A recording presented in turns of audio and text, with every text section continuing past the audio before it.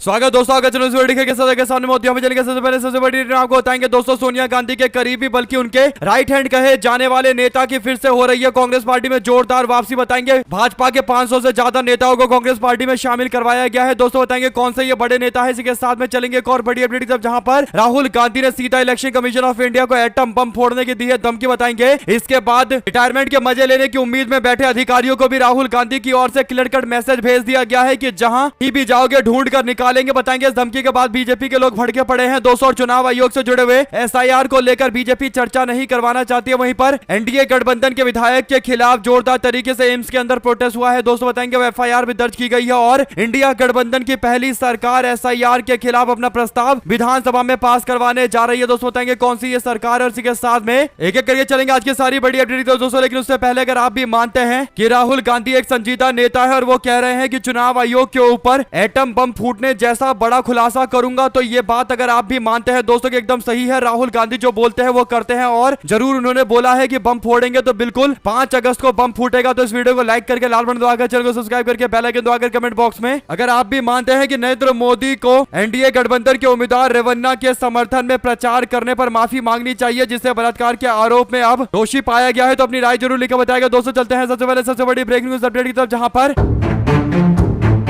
2024 के लोकसभा चुनाव होने के बाद से कांग्रेस पार्टी के एक वरिष्ठ नेता जो सोनिया गांधी के काफी करीबी और उनके राइट हैंड माने जाते हैं दोस्तों, कमलनाथ, वो काफी कटे कटे से चल रहे थे। पार्टी में कोई बड़ी भूमिका नहीं मिलने और चुनाव न लड़ने के बाद उनके निष्क्रियता को लेकर सवाल उठ रहा था दोस्तों कि वो आखिर एक्टिव क्यों नहीं है और पार्टी की गतिविधि में शामिल क्यों नहीं होते। लेकिन अचानक से सोनिया गांधी पार्लियामेंट के अंदर नजर आती है दोस्तों। उनके स्वास्थ्य खराब होने के बावजूद तो अब सोनिया गांधी के साथ में रहने वाले उनके आसपास के नेता भी अब एक्टिव हो गए हैं, चाहे राजस्थान के मुख्यमंत्री रहे अशोक गहलोत हो या फिर अब मध्य प्रदेश के पूर्व मुख्यमंत्री और सोनिया गांधी के करीबी नेता छिंदवाड़ा के कई बार सांसद कमलनाथ हो। दोस्तों कमलनाथ ने एक कार्यक्रम का आयोजन किया 1 अगस्त बीते दिन। एक कार्यक्रम का आयोजन होता है दोस्तों जहां पर उन्होंने बीजेपी से जुड़े हुए गोंडवाना समाज के लगभग 500 से ज्यादा नेताओं को, कार्यकर्ताओं को अपनी पार्टी यानी भारतीय जनता पार्टी छुड़वाकर कांग्रेस पार्टी में शामिल करवा दिया है दोस्तों। यानी सोनिया गांधी के करीबी नेता की जबरदस्त वापसी हुई है और साथ में 500 भाजपा के नेता भी लेकर आए हैं अपनी पार्टी में शामिल करवाने के लिए दोस्तों। तो यानी ऐसा लग रहा है कि कांग्रेस पार्टी के अंदर 2 तरीके के स्ट्रेटजी पर काम हो रहा है दोस्तों। एक तो राहुल गांधी के नेतृत्व वाले जितने नेता हैं वो फ्रंट फुट पर खेल रहे हैं, वो एग्रेसिव तरीके से भारतीय जनता पार्टी सरकार के खिलाफ मोर्चा खोले हुए हैं दोस्तों। राहुल गांधी के साथ जीतू पटवारी हो या फिर राजस्थान के पूर्व मुख्यमंत्री सचिन पायलट हो या फिर बिहार में कन्हैया कुमार, कृष्णा लवरू जैसे नेता, राजेश कुमार जैसे नेता हो और गौरव गोगोई जैसे असम के नेता हो, ये सबके सब फ्रंट फुट पर खेल रहे हैं दोस्तों। और दूसरी ओर सोनिया गांधी के टाइम के सारे नेता पार्टी को मजबूत करने के लिए संगठन में अपने स्तर पर अपना योगदान दे रहे हैं। ऐसा नहीं है कि बीजेपी की तरह अपने पुराने नेताओं को प्लान करके मार्गदर्शक मंडल में डाल दिया गया हो। आपकी क्या राय है दोस्तों पूरे मामले पर लिखकर जरूर बताइए। अगर आप भी मानते हैं कि कमलनाथ ने 500 भाजपाई नेताओं को कांग्रेस में शामिल करा के अपनी वापसी के संकेत दे दिए है तो लिखिएगा जरूर। चलते हैं एक और बिग न्यूज अपडेट की तरफ, जहां पर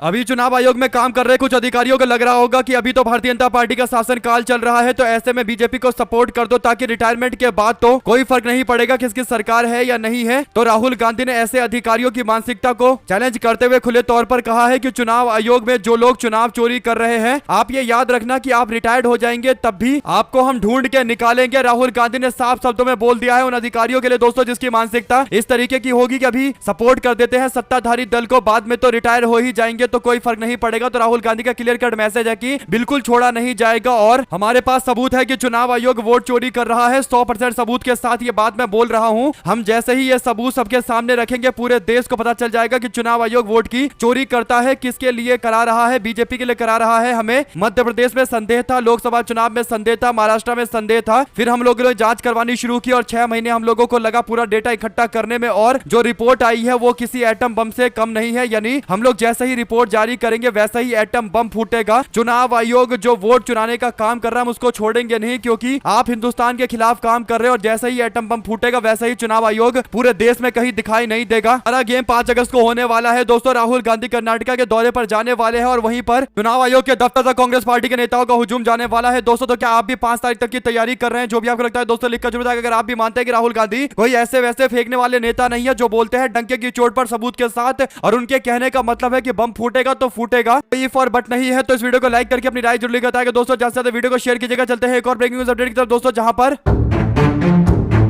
जिस तरीके से एसआईआर को लेकर विपक्ष लगातार एग्रेसिव है दोस्तों, सरकार इस पूरे मामले पर बैकफुट पर है दोस्तों। केंद्र की मोदी सरकार के कैबिनेट मंत्री किरण रिजिजू ने कहा है कि सरकार नियमों के अनुसार किसी भी मुद्दे पर चर्चा कराने को तैयार है, लेकिन एसआईआर पर चर्चा नहीं हो सकती क्योंकि यह संवैधानिक निकाय यानी भारत के निर्वाचन आयोग से जुड़ा हुआ मामला है, चुनाव की प्रक्रिया से जुड़ा हुआ मामला है। कुल मिलाकर दोस्तों बहाने ढूंढ रहे हैं एसआईआर पर चर्चा कराने से बचने के लिए। अगर आप भी मानते हैं कि राहुल गांधी के एग्रेसिव होते ही और एटम बम फूटने वाला बयान देने के बाद ही अब बीजेपी की सरकार बैकफुट पर चली गई है दोस्तों, उन्हें लगता है कि अगर इस पर डिस्कशन कराएंगे तो कहीं राहुल गांधी पूरे डॉक्यूमेंट पूरे सबूत के साथ पार्लियामेंट से ही इस मुद्दे को ना उठा दे कि दूर तक मैसेज क्लियर चला जाए। हालांकि 5 तारीख को एक्सपोज तो करने ही वाले हैं दोस्तों, कब तक भाजपा के लोग कन्नी काटेंगे दोस्तों, ये एक बड़ा सवाल है। आपकी क्या राय है पूरे मामले पर लिखकर जरूर बताएगा। ज्यादा से ज्यादा वीडियो को शेयर कीजिएगा दोस्तों। चलते हैं एक और बड़ी अपडेट की तरफ, जहां पर पटना के एम्स के अंदर दोस्तों स्वास्थ्य सेवाएं बाधित रही। हुआ ये कि रेजिडेंट डॉक्टरों की ओर से जोरदार प्रोटेस्ट किया गया दोस्तों। दरअसल शिवहर के जेडीयू के विधायक चेतन आनंद की कथित मनमानी के विरोध में काम पर जाने से डॉक्टरों ने मना कर दिया दोस्तों। इस बीच विधायक चेतन आनंद और एम्स के स्टाफ के बीच में जोरदार तरीके से मारपीट और दुर्भावना और दुर्व्यवहार का मामला सामने आया है दोस्तों। पुलिस एम्स के सीसीटीवी कैमरे को खंगाल रही है। यह जानकारी पटना सिटी एसपी की ओर से दी गई है दोस्तों। आपको बता दें कि फुलवारी शरीफ स्थित पटना के एम्स में बीते रात विधायक चेतन आनंद अपने समर्थकों के साथ मरीज को देखने के लिए अस्पताल पहुंचे थे। आरोप लगाया गया कि एम्स के गार्ड ने उनके साथ बदसलूकी की, जिसे लेकर विधायक ने फुलवारी शरीफ थाना में एक शिकायत दी है दोस्तों। और सिटी एसपी ने बताया कि बीती रात एम्स में दोनों पक्षों के बीच में गाली गलौज और मारपीट हो गई। कुल मिलाकर दोस्तों अपने लाव लश्कर के साथ में जेडीयू का विधायक यहां पर पहुंचा था, तो इससे पता चलता है कि कौन गुंडागर्दी कर रहा होगा दोस्तों। आपकी क्या राय है पूरे मामले पर लिखकर जरूर बताएगा। एम्स के स्टाफ ने विरोध किया दोस्तों और हड़ताल पर चले गए, तो उसके बाद जाकर एफआईआर दर्ज की गई है। चेतन आनंद के खिलाफ एफआईआर दर्ज की गई है दोस्तों। इनके पिता के बारे में भी सबको पता है कि वो कैसे विधायक है, तो ऐसे में किसकी गलती है ये बात इतिहास को देखकर बैकग्राउंड को देखकर ही समझा जा सकता है। 2 शब्द जरूर लिखकर बताएगा दोस्तों। ज्यादा से ज्यादा वीडियो को शेयर कीजिएगा। चलते हैं एक और बड़ी अपडेट था दोस्तों, जहां पर पटना के एम्स में जेडीयू समर्थक विधायक की गुंडागर्दी के बाद आमने सामने आ गए एम्स के डॉक्टर और राज्य सरकार। तो अब बिहार कांग्रेस की ओर से भी तंज कसते हुए कहा गया कि यही डबल इंजन की सरकार आमने सामने है, यानी एम्स केंद्र सरकार के अंतर्गत आता है और विधायक जनता दल यूनाइटेड का है, और इसीलिए डबल इंजन की सरकार एक दूसरे से टकरा रही है, यानी नीतीश कुमार सरकार और मोदी सरकार आपस में टकरा रही है, और यही है डबल इंजन सरकार। आपकी क्या राय है लिखकर जो बताएगा। चलते हैं एक और बड़ी अपडेट की तरफ दोस्तों, जहां पर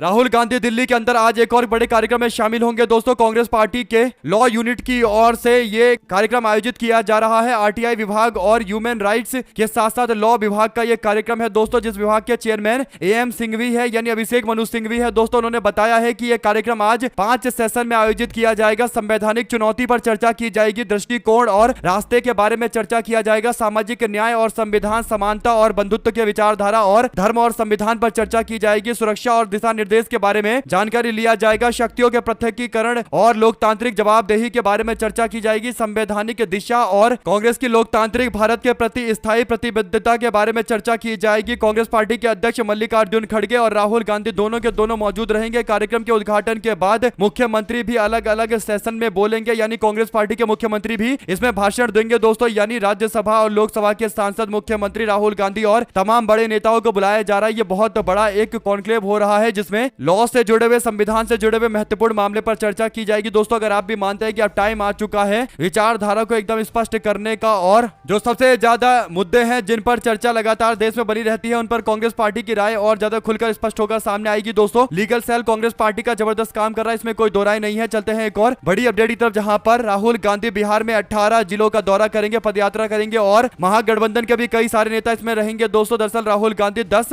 अगस्त से बिहार के अपने दौरे पर निकल रहे हैं, जहां पर पीपल टू पीपल कनेक्ट किया जाएगा दोस्तों। 2 शब्द जरूर लिखकर बताएगा, ज्यादा से ज्यादा वीडियो को शेयर कीजिएगा। चलते हैं एक और ब्रेकिंग न्यूज अपडेट की तरफ, जहां पर एनडीए गठबंधन की ओर से चुनावी मैदान में उतारे गए रेवन्ना के खिलाफ गंभीर मामले दर्ज किए गए दोस्तों। अब जो जानकारी आ रही है उसके अनुसार रेवन्ना, जिस पर गंभीर आरोप लगे थे महिलाओं के बलात्कार के और अश्लील वीडियो बनाने के, ऐसे लगभग 3000 वीडियो पकड़े गए दोस्तों। इसके बाद रेवन्ना को दोषी पाया गया है दोस्तों। इसके बाद अब कांग्रेस पार्टी नरेंद्र मोदी से माफी की अपील की है, क्योंकि नरेंद्र मोदी ने एनडीए के उम्मीदवार रेवन्ना के समर्थन में प्रचार किया था, रेवन्ना के लिए वोट मांगा था दोस्तों। और उसी समय से हसन की जनता में कांग्रेस पार्टी ने इस मुद्दे को उठाया और हसन की जनता ने बड़े दिनों के बाद बाद बीजेपी को सीट पर डिफीट कर दिया दोस्तों, यानी हसन की सीट पर एनडीए गठबंधन का उम्मीदवार चुनाव हार गया और यह भारी अपसेट था देवेगौड़ा के परिवार के लिए दोस्तों, क्योंकि देवेगौड़ा का पोता और एचडी कुमारस्वामी का भतीजा चुनाव हार गया दोस्तों। रेवन्ना के हारने के बाद अब इस मामले पर उम्मीद है कि सख्त कार्रवाई की जाएगी दोस्तों। हालांकि दोषी करार दे दिया गया और इसके पीछे बड़ा कारण यह है कि इतनी जल्दी कार्रवाई तब की गई जब कांग्रेस पार्टी ने एसआईटी का गठन किया गया और उसके बाद डिटेल जानकारी इकट्ठा की गई और तमाम तरीके के क्रॉस वेरिफिकेशन किए गए और सही से कार्रवाई की गई, मजबूती से की गई कार्रवाई के बाद इतनी जल्दी सजा मिली है दोस्तों। अगर आप भी मानते हैं कि सही कदम उठाए थे कांग्रेस पार्टी की सरकार ने तो अपनी राय जरूर बताएगा, ज्यादा से ज्यादा वीडियो को शेयर कीजिएगा दोस्तों। चलते हैं एक और बड़ी अपडेट तब, जहां पर 9 सितंबर को आखिरकार उपराष्ट्रपति के पोस्ट को लेकर चुनाव होने वाला है दोस्तों। 21 अगस्त को है नामांकन की आखिरी तारीख और 25 अगस्त को नामांकन वापस देने की तारीख तय की गई है। सूत्रों के मुताबिक इंडिया गठबंधन उपराष्ट्रपति पोस्ट के लिए अपना सामूहिक उम्मीदवार उतार सकता है दोस्तों। उपराष्ट्रपति ने अपना इस्तीफा क्यों दिया था, असली में क्यों दिया था, इस बारे में अभी तक कोई जानकारी नहीं मिली है। हालांकि उन्होंने अपने हेल्थ का हवाला दिया लेकिन अभी तक मीडिया के सामने नहीं आया दोस्तों, जिससे पता चल रहा है कि कहीं ना कहीं दाल में कुछ ना कुछ बड़ा काला है। आपकी क्या राय है दोस्तों, लिख कर जरूर बताइएगा। इसी के साथ में प्रभात खबर ने एक चुनावी कार्यक्रम किया था चौपाल नाम का, और इस कार्यक्रम में एक स्थानीय बच्ची ने बीजेपी के विधायक से सवाल पूछ लिया दोस्तों। बीजेपी के गुंडों ने सरेआम लड़की को अपमानित करना शुरू कर दिया। क्या देश और प्रदेश के अंदर अब लोकतंत्र खत्म हो चुका है? क्या अब जनता लोकतंत्र में मालिक नहीं रही है? यह सवाल कांग्रेस पार्टी की इकाई की ओर से, बिहार इकाई की ओर से पूछा गया है, जिसका जवाब बीजेपी के लोग नहीं दे पा रहे हैं दोस्तों। 2 शब्द जरूर लिखकर बताएगा। चलते हैं एक और बड़ी अपडेट तब, जहां पर महाराष्ट्र के पुणे के अंदर दौड़ तालुक में 2 गुटों के बीच में हिंसक झड़प देखने को मिली दोस्तों। रेलवे स्टेशन परिसर के नीलकंठेश्वर मंदिर के पास बने छत्रपति शिवाजी महाराज की प्रतिमा तोड़े जाने के विरोध में हिंसक झड़प हो गई दोस्तों। हालांकि बाद में पुलिस ने स्थिति को संभाला है। आपको बता दें कि पुलिस के द्वारा की गई कार्रवाई में कई लोगों को गिरफ्तार कर लिया गया है। अब उनसे पूछताछ की जा रही है दोस्तों। कुल मिलाकर एक बार फिर से तनातनी का ये बड़ा मामला सामने आया है महाराष्ट्र से जुड़ा हुआ, वो भी सोचिए दोस्तों पुणे से जुड़ा हुआ, जो एक आर्थिक प्रगति का बड़ा क्षेत्र है, वहां पर इस तरीके के मामले सामने आ रहे हैं। 2 शब्द जरूर लिखकर बताएगा दोस्तों। चलते हैं एक और बड़ी अपडेट तब, जहां पर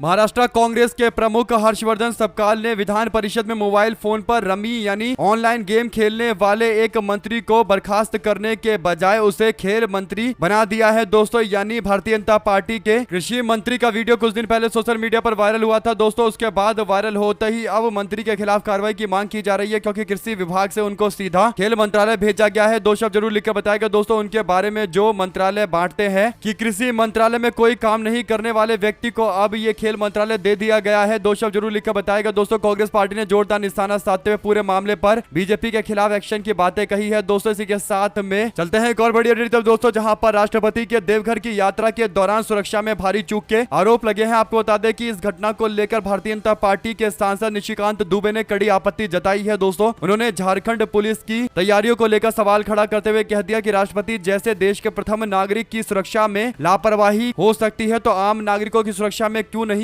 ये लोग लापरवाही करेंगे। सांसद ने बताया कि देवघर के एयरपोर्ट से निकलने पर राष्ट्रपति दूसरे रूट से चली गई और उनका काफिला अलग रूट से निकल गया। ये एक बहुत बड़ी सुरक्षा में चूक है। पुलिस और प्रशासन अभी तक इस पूरे मामले पर प्रतिक्रिया देने से बच रहा है दोस्तों, लेकिन लगातार दबाव बनाया जा रहा है कि वो इस पर जवाब दे और मामला काफी गंभीर है दोस्तों, क्योंकि अगर रूट ही बदल गया तो फिर सुरक्षा का पूरा प्रोटोकॉल ही चेंज हो जाता है। देखते हैं इस पूरे मामले पर किसकी गलती है और क्या कुछ निकलकर सामने आता है दोस्तों। क्या कोई बड़ी और सख्त कार्रवाई की जाएगी? जो भी जानकारी इससे जुड़ी आगे आती रहेगी आप लगातार पहुंचाते रहेंगे दोस्तों। चलते हैं एक और बड़ी अपडेट की तरफ, जहां पर बीजेपी की सरकार ने द केरला स्टोरी को एक बड़ा अवार्ड दिया है दोस्तों। नेशनल अवार्ड से संबोधित किया गया है, सम्मानित किया गया है। इस पर केसी वेणुगोपाल कहते हैं कि केरला स्टोरी जिसने मेरे स्टेट के खिलाफ एक प्रोपेगेंडा फैलाया, मेरे स्टेट की बदनामी की, आज उस प्रोपेगेंडा को बीजेपी सपोर्ट कर रही है। केरला फाइल जैसे प्रोपेगेंडा मूवी का हम लोग पूरी तरीके से विरोध करते हैं। केसी वेणुगोपाल ने कहा कि केरल कभी भी इस तरीके की चीजों को बर्दाश्त नहीं करेगा। उसे पता है कि बीजेपी की सरकार कैसे उसके विरोध में काम कर रही है और केरल के अंदर भारतीय जनता पार्टी जो अपने प्रभाव को बढ़ाने की कोशिश कर रही है, इस तरीके की हरकतें करेगी तो कभी उसका केरल में कोई विस्तार नहीं हो पाएगा। और अब केरल की जनता को पता चल चुका है कि कैसे केरल को बदनाम करने वाले बीजेपी के लोग नई मूवी को भी प्रमोट कर रहे हैं। आपकी क्या राय है दोस्तों पूरे मामले पर लिखकर जरूर बताएगा। अगर आप भी मानते हैं कि केसी वेणुगोपाल केरल से आते हैं, उनके बयानों का काफी ज्यादा अहमियत है दोस्तों, तो लिखिएगा जरूर। इसी के साथ में महाराष्ट्र के निकाय चुनाव से पहले उद्धव ठाकरे की पार्टी को तगड़ा झटका तब लगा जब उनकी पार्टी के 7 नेताओं ने उनका साथ छोड़ दिया दोस्तों महाराष्ट्र में निकाय चुनाव से पहले शिवसेना यूबीटी को बड़ा झटका लगा। विदर्भ क्षेत्र के यवतमाल के अंदर उद्धव ठाकरे गुट के 7 पूर्व पार्षदों समेत कई और नेताओं ने उप मुख्यमंत्री एकनाथ शिंदे की पार्टी का दामन थामा है। दोस्तों आपकी क्या राय है पूरे मामले पर? ज्यादा प्रतिक्रिया जरूर दीजिएगा और वीडियो को शेयर जरूर कीजिएगा। चलते हैं एक और ब्रेकिंग न्यूज अपडेट तो दोस्तों, जहां पर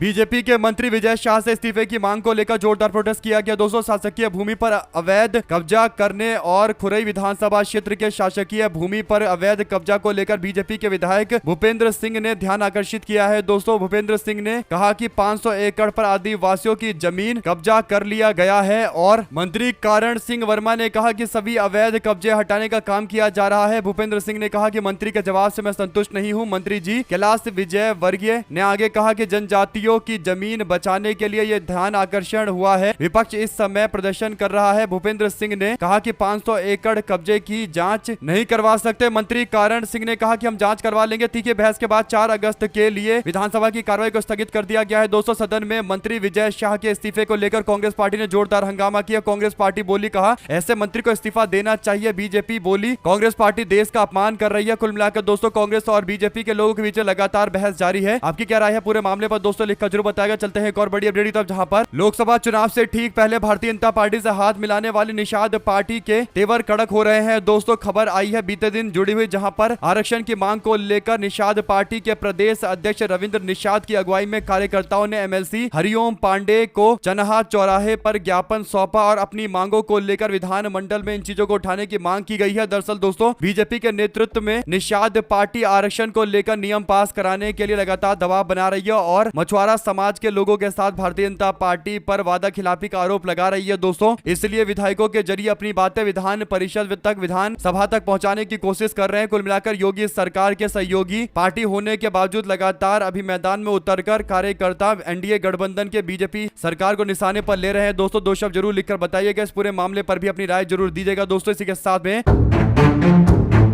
मॉनसून सत्र में बिहार के अंदर एसआईआर पुनर्निरीक्षण के मामले को लेकर और अन्य मामले को लेकर लगातार गतिरोध जारी है। दोस्तों हर दिन विपक्ष की ओर से इस मुद्दे पर चर्चा की मांग करते हुए हंगामा किया जाता है। ऐसे में हंगामे के बीच सदन के अंदर एक ऐसी कार्रवाई की गई है दोस्तों जो एक नए विरोध का मुद्दा बन गया है। वह यह है कि सांसदों के राज्यसभा में विरोध प्रदर्शन के दौरान वेल में पहुंच जाने को लेकर सीआईएसएफ के कर्मियों को बुलाए जाने का गंभीर मामला सामने आया है। दोस्तों कांग्रेस के नेता मल्लिकार्जुन खड़गे ने कहा कि उपसभापति हरिवंश को सभी विपक्षी दलों की ओर से ये पत्र हमने लिखा है। हमने कहा है कि हम ये देखकर आश्चर्यचकित हो रहे हैं और स्तब्ध हो रहे हैं कि जब सांसद अपने लोकतांत्रिक अधिकारों की बातें करता है, विरोध प्रदर्शन करता है, तो संसद की वेल में सीआईएसएफ के कर्मियों को बुलाया जाता है। खड़गे ने बताया कि ये तरीका सही नहीं है। सरकार आवाज को दबाने के लिए बल का उपयोग नहीं कर सकती और सांसद पार्लियामेंट का हिस्सा है, उनको ऐसे नहीं दबाया जा सकता। आपकी क्या राय है दोस्तों? लिखकर जरूर बताएगा। चलते हैं एक और ब्रेकिंग न्यूज अपडेट की तरफ, जहां पर संजय राउत ने एक बड़ा खुलासा किया है। दोस्तों संजय राउत के तीखे वार पर हिली महाराष्ट्र की सियासत, 4 मंत्रियों पर गंभीर आरोप लगाए गए। दोस्तों आपको बता दें कि भारतीय जनता पार्टी के मंत्रिमंडल में किए गए फेरबदल में माणिक राव को काटे से कृषि मंत्रालय वापस ले लिया गया और वर्तमान खेल मंत्री और रकंपा के नेता दत्तात्रेय भरणे को नया कृषि मंत्री बनाया गया। सरकार की ओर से जारी अधिसूचना में कहा गया कि कोकाटे अल्पसंख्यक विकास और औकाफ विभाग का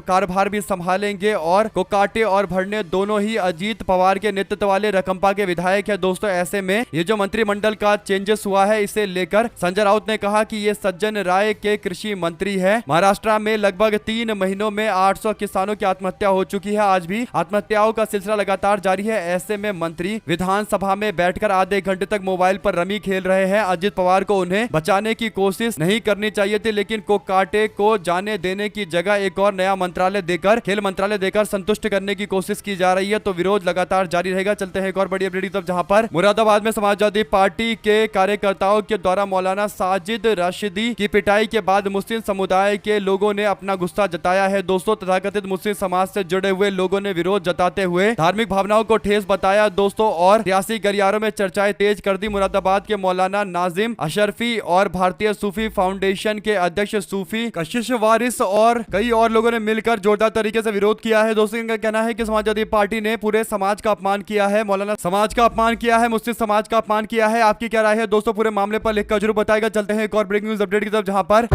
मुकेश सहनी दो नाव पर क्या सवार हो चुके हैं दोस्तों। खबर यह है कि आरजेडी और महागठबंधन के मुख्यमंत्री पद के उम्मीदवार तेजस्वी यादव के साथ हेलीकॉप्टर में दिखाई देने वाले विकासशील इंसान पार्टी के नेता मुकेश सहनी एक बार फिर से क्या पलटी मारने वाले हैं। खबर यह है दोस्तों कि बीजेपी के किसी वरिष्ठ नेता के साथ में इनकी बैठकें हुई है। एक विवादित पत्रकार ने मुलाकात करवाई है दोस्तों। ये दावा किया है कि प्रधानमंत्री नरेंद्र मोदी वीआईपी पार्टी के प्रमुख मुकेश सहनी की जाति निषाद के लिए आरक्षण की घोषणा करेंगे और इसी बहाने मुकेश सहनी एक बार फिर भारतीय जनता पार्टी के शरण में आकर एनडीए का हिस्सा बन जाएंगे, ऐसा दावा चल रहा है। आपकी क्या राय है दोस्तों पूरे मामले पर लिखकर जरूर बताएगा। क्या ये मीडिया में एकदम बोगस बातें छपी है या फिर जानबूझकर कहीं ना कहीं इंडिया गठबंधन में आपस में कंफ्यूजन पैदा करने के लिए ऐसा किया गया है। जो भी आपको लगता है दोस्तों लिखकर जरूर बताएगा। चलते हैं एक और बड़ी अपडेट जहां पर मुख्तार अंसारी की पत्नी अफशा अंसारी पर शिकंजा कसा है दोस्तों। गैर जमानती वारंट के साथ संपत्ति कुर्की के आदेश जारी कर दिए गए हैं। आपको क्या लगता है इस पूरे मामले पर अपनी राय जरूर लिखकर बताएगा दोस्तों। हमारे साथ लगातार जुड़े दोस्तों का बहुत बहुत धन्यवाद। देख रहे थे आपका अपना चैनल जय हिंद जय भारत। ज्यादा से ज्यादा वीडियो को शेयर कीजिएगा। बहुत धन्यवाद।